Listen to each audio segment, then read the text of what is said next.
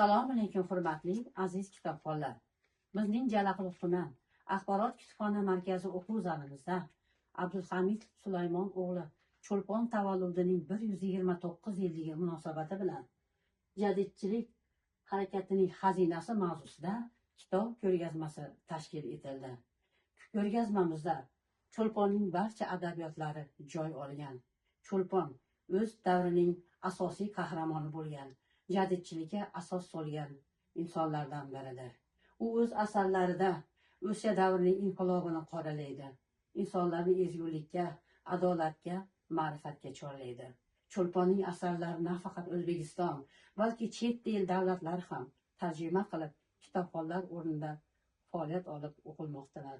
Hamda davlatlar va mutaxassislar tomonidan Qatag'on qurbonlari fidoyilar mavzusida esdalik varaqalar tayyorlandi. Qorong'u tunga qarshi yoqilgan chiroq.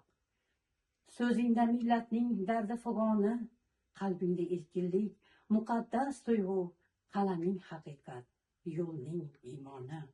Zulmat ichra yorib chiqqan yulduz kabi, umid ila uyg'otding yuraklar ichi.